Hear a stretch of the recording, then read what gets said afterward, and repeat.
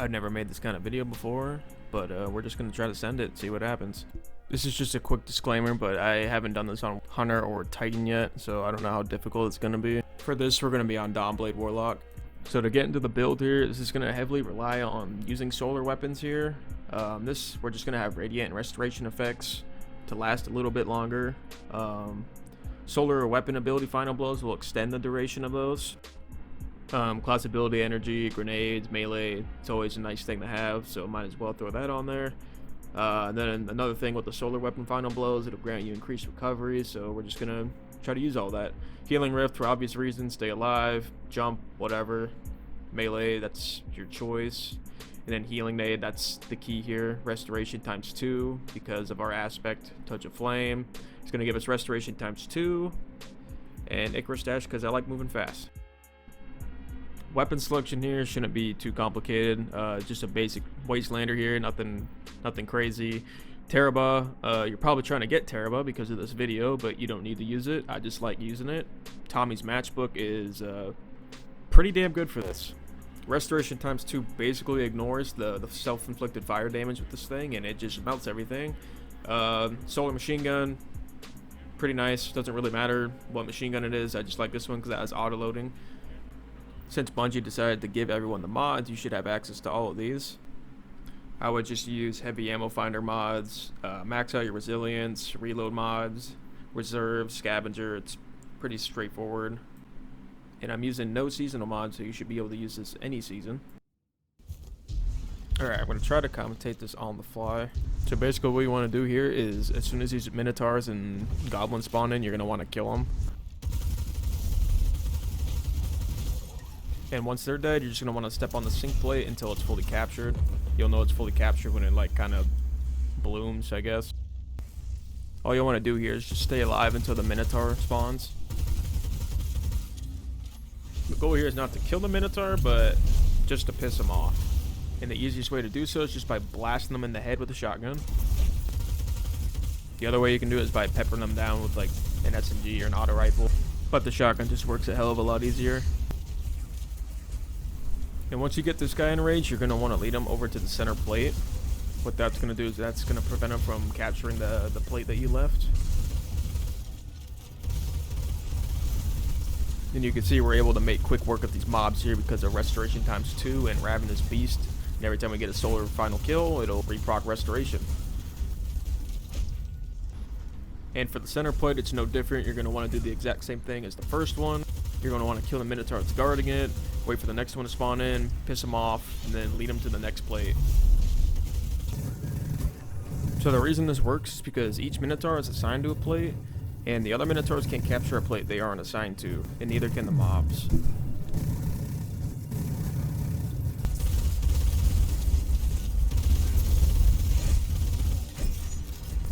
This plate's going to be a little bit different, so instead of keeping the last Minotaur alive, we're just going to capture the plate here. And every time he spawns in, you're just going to want to kill him. And the reason we're doing that is because 2 Minotaurs blasting you repeatedly is already annoying enough, and having a third one's probably not going to go very well. So just as long as he's not standing in it, and the plate is captured, you're good to go. Just keep on killing him until the gate opens. Just a couple things to note here. Don't run out into the field to go kill that Minotaur, just let him come to you. And don't stand on the center spire, like in the middle of the ring. Because what's probably going to happen is the first Minotaur from the very first plate is probably going to run away or teleport back up to his plate. And if that happens, you're going to have to start the process all over again.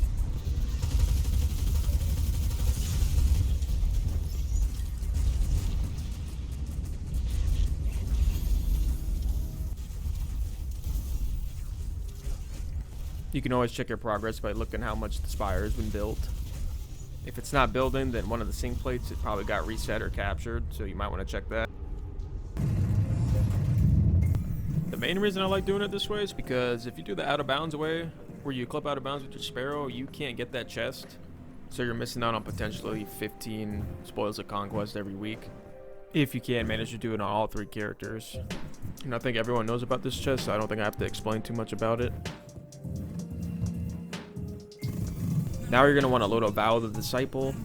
This part's really simple. You can do it on any character, but all you're gonna want to do here is just kill the Savathun projection.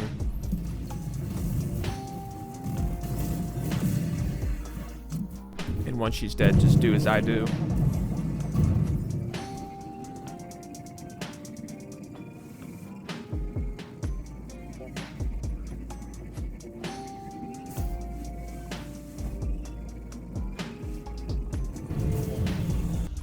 And whenever you get here, all you're going to want to do is kill the 3 abominations, or knowledge bearers.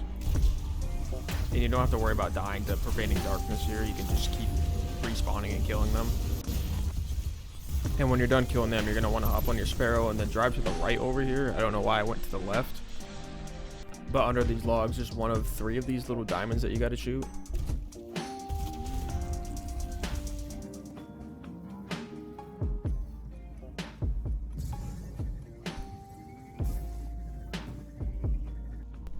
Second one's going to be behind this little tower here.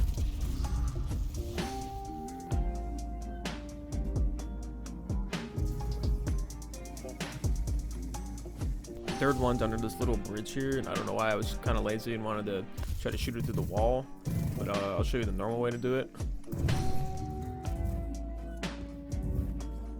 The normal way, you just drop in on the other side, and there's like a little door here. So once you've shot all 3 of those, the door will open up and there will be a secret chest that you can get. If you haven't done the raid before, you won't be able to get anything out of it besides the spoils, but that's the only reason I use it. But yeah, hopefully that helped. I'll make sure to upload the Vault the Glass section like separately so y'all can watch it. See ya.